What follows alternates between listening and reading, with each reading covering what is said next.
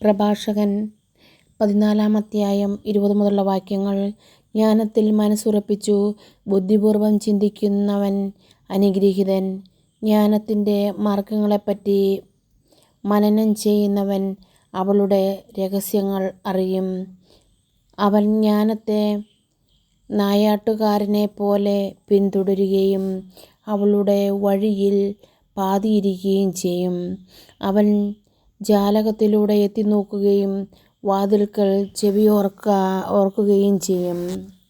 അവൻ അവളുടെ വീടിനടുത്ത് വസിക്കുന്നു. അവളുടെ മതിലുകളിൽ കൂടാരത്തിൻ്റെ കുറ്റികളുറപ്പിക്കുന്നു.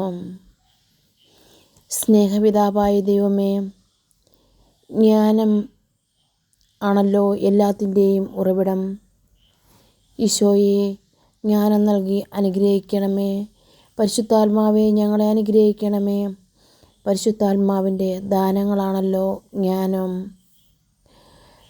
ആ ജ്ഞാനം നൽകി ഞങ്ങളുടെ മനസ്സുകളെ ഉറപ്പിക്കണമേ. നല്ലത് ചിന്തിക്കുവാനും നേർവഴി നടക്കുവാനും രഹസ്യങ്ങളെ വേണ്ട വിധത്തിൽ ഗ്രഹിക്കാനും പറയേണ്ടാത്ത കാര്യങ്ങൾ പറയാതിരിക്കാനും പറയേണ്ട കാര്യങ്ങൾ പറയേണ്ട സമയത്ത് പറയുവാനും പരിശുദ്ധാത്മാവെ ജ്ഞാനം നൽകണമേ. ഞങ്ങളുടെ ബുദ്ധിയെ പ്രകാശിപ്പിക്കണമേ. തല മുതൽ കാൽപാദം വരെ യേശുവിൻ്റെ തിരുച്ചോരയാൽ ഞങ്ങളെ കഴുകണമേ. ഞങ്ങൾ എപ്പോൾ ആരോട് സംസാരിക്കണമെന്നും എങ്ങനെ സംസാരിക്കണമെന്നും അങ്ങ് ഞങ്ങളെ പഠിപ്പിക്കണമേ. സ്നേഹപിതാവായ ദൈവമേ, അങ്ങാൽ ആകർഷിക്കപ്പെടാത്ത ആർക്കും അങ്ങയെ തേടുവാൻ സാധിക്കില്ലെന്ന് ഞങ്ങൾ ഉറച്ചു വിശ്വസിക്കുന്നു.